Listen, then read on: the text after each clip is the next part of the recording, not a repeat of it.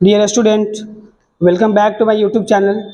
आप सभी बच्चों को पता है कि जैसे हमारा चैनल आर.एस. इंग्लिश एरा जो इंग्लिश सब्जेक्ट के लिए आप लोगों के सामने रखा जाता है और इसमें बहुत सारे वीडियोस जो है इंग्लिश के वो सभी अपलोड होते हैं और एक प्रिपरेशन होती है, बेटर प्रिपरेशन, जहाँ पे 10th और 12th का इंग्लिश हम लोग पढ़ पाते हैं with grammar and language literature को भी पढ़ा जाता है। तो उसी कड़ी में आज आर.एस. इंग्लिश एरा आप लोगों के सामने जो स्पेशली 12th क्लास के बच्चे हैं उनके लिए एक इंग्लिश का 12 सिलेबस लेके आया है जो बीएसईबी बोर्ड का है, बिहार सेकेंडरी एजुकेशन बोर्ड। और ये हमारा 2024 से 25 और जो 25 से 26 का जो एग्जामिनेशन होगा उसके पॉइंट ऑफ व्यू से ये बहुत ही जरूरी है कि हम लोगों ने इस चैनल पे प्रोज सेक्शन पढ़ा है, पोएट्री सेक्शन पढ़ा है, तो सारे सेक्शन को पढ़ने के बाद ग्रामेटिकल टर्म्स भी पढ़ा है, तो इनका यूज कैसे है और अपने बीएसईबी जो बोर्ड है उसके 12 के एग्जाम में और इंग्लिश के बीच में कौन कौन से ऐसे पॉइंट हैं, कौन कौन से ऐसे टॉपिक है जिससे क्वेश्चन किए जाते हैं और ये 100 मार्क्स से कंप्लीटेड होते हैं। तो मैं इसमें बताना चाहूँगा कि जो हमने फर्स्ट में लिखा है ऑल चैप्टर, ये ऑल चैप्टर हमारा रैनबो जो इंग्लिश का इसका बुक है +2 का उसका है, जिसमें प्रोज सेक्शन और पोएट्री सेक्शन 2 सेक्शन होते हैं और इस प्रोज सेक्शन में 11 चैप्टर है और इस पोएट्री सेक्शन में 10 चैप्टर है। इस प्रोज सेक्शन को मैंने अपने यूट्यूब चैनल पे 11 चैप्टर का समरी, 11 चैप्टर का story with summary question answer word meaning के साथ करवा दिया है। वहाँ पे वीडियोस पड़े हुए हैं, लिंक में आप जाके यूट्यूब चैनल के ग्रुप में आप जाके देख सकते हैं, जहाँ पे आपको प्रोज 11 चैप्टर तक मिल जाएगा और साथ में इनके जो भी राइटर हैं 11 चैप्टर के उनका डिटेल्स भी मैंने डाला हुआ है। अब ये जो पोएट्री है इसका 15 अक्टूबर से शुरुआत होने वाला है, जहाँ पे हम लोग 10 कविताएं यानी 10 पोएट्री पढ़ेंगे। इसमें भी हम लोग जो राइटर होते हैं उसके बारे में पढ़ेंगे, इसका भी वर्ड मीनिंग और इसके भी समरी लिखाए जाएंगे। तो ऐसे में हमारा प्रोज पोएट्री मिलके 11 और 10 21 चैप्टर होता है, तो इसको तो याद करना ही करना है। प्लस में क्या करना है कि जो चैप्टर है और जो उसके राइटर है, चैप्टर और राइटर का नाम भी याद रखना है, जहाँ पे हम ये समझ पाएंगे कि जो मैच द फॉलोइंग आता है मिलान करने के लिए, वहाँ पे भी हम 5-10 नंबर ले सकते हैं। तो ये इंपॉर्टेंट हो गया है पहला पॉइंट में कि ऑल चैप्टर का प्रोज और पोएट्री याद होना चाहिए, राइटर्स का नाम याद होना चाहिए और इसका समरी। फिर अब दूसरी कड़ी आती है ग्रामर का। प्रोज पोएट्री के बाद ग्रामर का जो हमारा कड़ी आता है, तो ग्रामर में आर्टिकल्स है जो मैंने चैप्टर कराए हुए हैं हमारे यूट्यूब चैनल पर, वो अवेलेबल है। दूसरा आता है मॉडल्स, मॉडल्स वर्ब एक्सुअली वर्ब्स मैंने करा दिए हैं, ये भी चैप्टर इंपॉर्टेंट है, इससे भी ऑब्जेक्टिव के आते हैं क्वेश्चन। फिर नरेशन, नरेशन अभी बाकी है जो पोएट्री सेक्शन हो जाने के बाद चलेगा और ये अपने आप में थोड़ा सा फ्लेक्सिबल नहीं, मतलब इसको कह सकते हैं इंपॉर्टेंट चैप्टर होगा नरेशन। उसके बाद फ्रेज है, मैंने फ्रेज भी कुछ लिखा है, जो बचा हुआ फ्रेज है उसको भी लिखा दिया जाएगा। फिर प्रीपोजिशन है, प्रीपोजिशन का मैंने चैप्टर ऑलरेडी करवा दिया है, ऑलमोस्ट 42 प्रीपोजिशन है मैंने जिसका वीडियो अपलोड कर दिया है।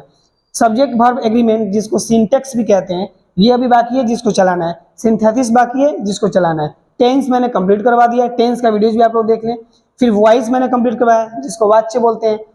एंटोनिम्स, विलोम शब्द, सिनोनिम्स, पर्यायवाची शब्द, ये दोनों भी चलाए जा चुके हैं, लेकिन डिटेल्स रूप से एक बार और इसको चला दिया जाएगा। गिव वन वर्ड, अनेक शब्दों के लिए एक शब्द जो दिया जाता है वो भी आने वाला है, इससे भी 1-2 क्वेश्चन टच होते हैं ऑब्जेक्टिव के फॉर्म में। फिर आता है हमारा choose the correct, choose the correct, ये ऑप्शनल होते हैं। एक क्वेश्चन होता है जिसके 4 ऑप्शन होते हैं, जहाँ पे एक ऑप्शन को टिक आउट करना होता है, वो चूज द करेक्ट होता है। फिर हमारा आता है एसे और लेटर, जो बहुत ही इंपॉर्टेंट पॉइंट है, एक लेटर और एक एसे, एक लेख और एक पत्र, जहाँ पे हम 4-4 या 5-5 नंबर पा सकते हैं। तो ये कह सकते हैं कि जो सिलेबस हम लोग का इंग्लिश का, उसके लिए आप लोग डरे नहीं।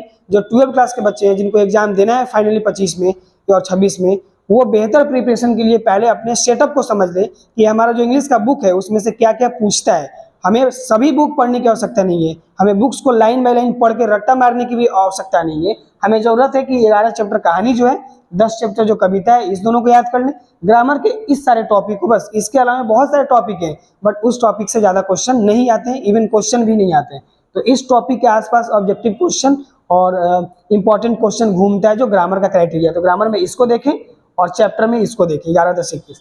इसके साथ क्या आता है कि थोड़े से 2-4 क्वेश्चन अलग से आते हैं जिसको लोग कहते हैं आउट ऑफ सिलेबस, बट वो आउट ऑफ सिलेबस नहीं होता है, वो भी इंपॉर्टेंट क्वेश्चन होता है, जो ओल्ड इंग्लिश की तरह, यानी पुरानी इंग्लिश क्या थी, अब उसमें थोड़ा सा चेंजिंग हुआ है, मिडिल इंग्लिश यानी मध्य इंग्लिश क्या था, फिर है मॉडर्न इंग्लिश, जो इंग्लिश अभी हम लोग पढ़ रहे हैं। मैं एक एग्जांपल के लिए बता दूं कि ओल्ड इंग्लिश में there are 5 kinds of noun कहा जाता था, यानी कि नाउन के 5 भेद कहे जाते थे, प्रॉपर, कॉमन, कलेक्टिव, मटेरियल और एब्स्ट्रैक्ट। अब उसको हटा के नए ग्रामर में क्या कर दिया, मॉडर्न इंग्लिश में there are 2 kinds of noun, एक कंटेबल और एक अनकाउंटेबल, यानी कि गिना जाने वाला नाउन, एक नहीं गिना जाने वाला नाउन। उसी में जो काउंटेबल है उसमें प्रॉपर, कॉमन, कलेक्टिव को ऐड कर दिया है और जो नहीं गिना जाने वाला अनकाउंटेबल है उसमें मटेरियल आवश्यक कर दिया। तो यही चेंजिंग होती है, हालांकि चीज़ें वही होती हैं, उसको बदल के एक कंसेप्ट पे लाया जाता है। तो इसलिए old English, middle English, modern English, पुरानी इंग्लिश, बीच वाली इंग्लिश और अभी की इंग्लिश को जानकारी में रखना है। इस पे भी आते हैं 2-4 नंबर के। फिर English as a word language, एक जो इंग्लिश है वो एक विश्व की कैसी भाषा है, और ये हम सभी जानते हैं कि हमारे भारत में दूसरी भाषा के रूप में इंग्लिश को ऑफिशियल लैंग्वेज कहा जाता है। ये फर्स्ट लैंग्वेज हमारे यहाँ की नहीं है, फॉरेन कंट्री के, विदेशों की है। हमारी अपनी मदर टंग मातृभाषा जो होती है वो हिंदी है। तो इसलिए इंग्लिश को हम लोग एड ए वर्ल्ड लैंग्वेज कहते हैं, और इसको बिजनेस लैंग्वेज की तरह पे भी रखा गया है। फिर आता है story of English drama. English में बहुत सारे ऐसे ड्रामा लिखे हुए हैं जो भारत के राइटर ने भी लिखा है, उनको भी याद करना है। जैसे रविंद्रनाथ टैगोर ने भी लिखा है, और मुकुल रॉय ने लिखा है, मुल्कराज आनंद ने भी लिखा है। तो इन सभी के भी पढ़ने हैं जो इंग्लिश में ड्रामा लिखेंगे। और इंग्लिश ड्रामा इंग्लिश का स्टोरी है, बट इंडियन राइटर है।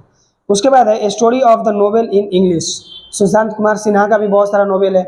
तो ये स्टोरी बहुत सारे और बहुत सारे नोवेल उपन्यास जो इंग्लिश में लिखे गए, ये इंपॉर्टेंट है। तो इतना जानकारी हम लोग समझ पाए कि हमारे इंग्लिश सिलेबस में 100 नंबर के मार्क्स में, ये हम सब कर रहे हैं किसके लिए, 100 मार्क्स के लिए।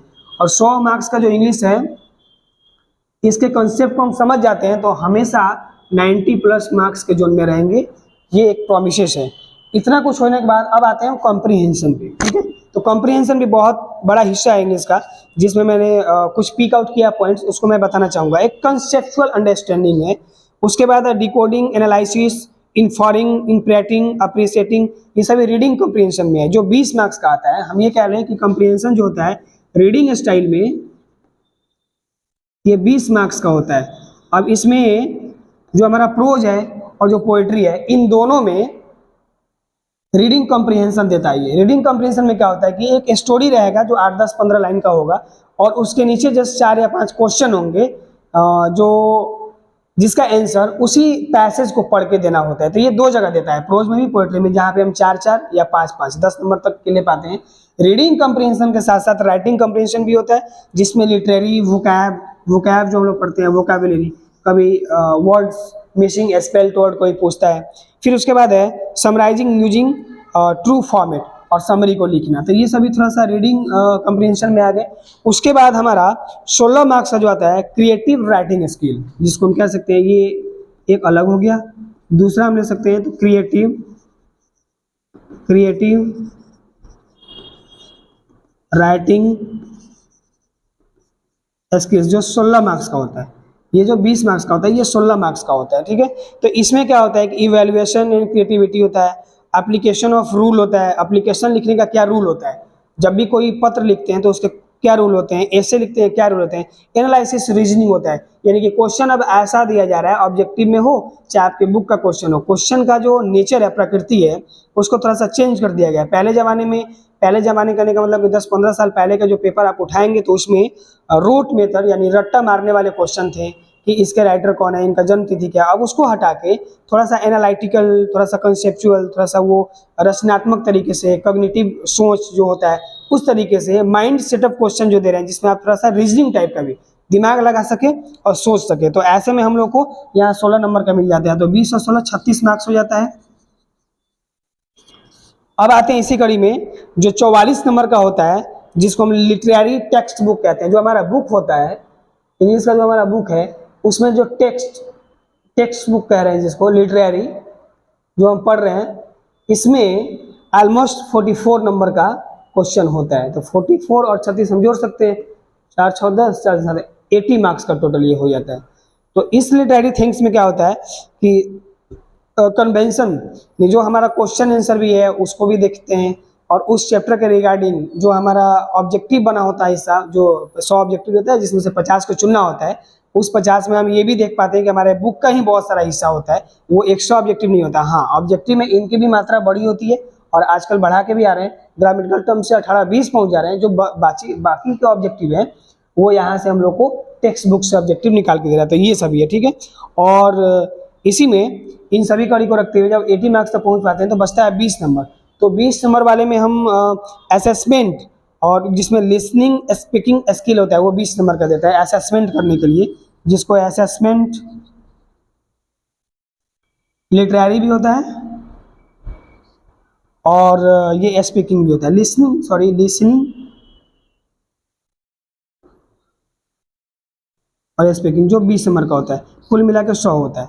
तो ये सभी जो चीज़ें हैं बहुत ही इंपॉर्टेंट है। इसको समझने के बजाय ये एक माइंड कॉन्सेप्चुअल थिंग्स है जिसको दिमाग में रखना है, और ये कभी नहीं करना है कि जो बुक है हमारा इंग्लिश 12 का रैनबो, उसका लाइन बाय लाइन पढ़ के उसका रट्टा नहीं मारना है, उसकी चीज़ों को समझना है कि वो चैप्टर जो है किस चीज़ के बारे में। जैसे एक मान लो कि now free is the press जो चैप्टर है, वो प्रेस के बारे में क्या कह रहा है ये समझना है, ना कि वो लाइन बाय लाइन क्या लिखा है, 4 पेज का जो लिखा है उसको पढ़ लिए और उसको रट्टा मार लिया, उससे क्वेश्चन नहीं आने वाला है। प्रेस के बारे में राइटर ने क्या कहा है और अपना दिमाग क्या है, इसको एडजस्ट करना है, तब जाके वो चैप्टर से क्वेश्चन सॉल्व हो पाएगा। इसी तरह जैसे sweetest love I do not go poetry chapter का जो है, उसमें कवि ने प्रेम के बारे में बताया, तो वो रियल लव क्या होता है उसके बारे में ध्यान रखना। और जो कविताओं में कहा गया है, जैसे कवि जो है अपनी पत्नी को कुछ चीज़ों को याद करके बताता है, तो उनकी चीज़ों को याद रखना है, ना कि दुनिया जहान का जो लव एंड इमोशन है उसको याद रखना है। तो अलग अलग कंसेप्ट और अलग अलग थिंग्स को माइंड में रखना है, डाइवर्ट नहीं होना है। और बेसिकली मैं फिर से ही कहूँगा वीडियोज के लास्ट में कि प्रोज पोएट्री बहुत ही इंपॉर्टेंट है, इसको करें। और ये जो ग्रामर टॉपिक्स है ये इसको करें, जो बाकी है इसमें आप लोग कमेंट बॉक्स में शेयर करें, मैं उसको कराऊंगा। और इस वीडियोज़ को आप लोग बहुत सारा प्यार दे, देखें, दोस्तों तक पहुँचाएँ। वीडियोज़ को अभी तक आप लोगों ने नहीं देखा तो देखें, और हमारे चैनल RS इंग्लिश एरा को अभी तक सब्सक्राइब नहीं किया तो उसको करें, और वीडियोज़ को आगे बढ़ाएं। आप हमारा साथ दें, हम आपके साथ में आगे रहेंगे। Thank you for watching this video.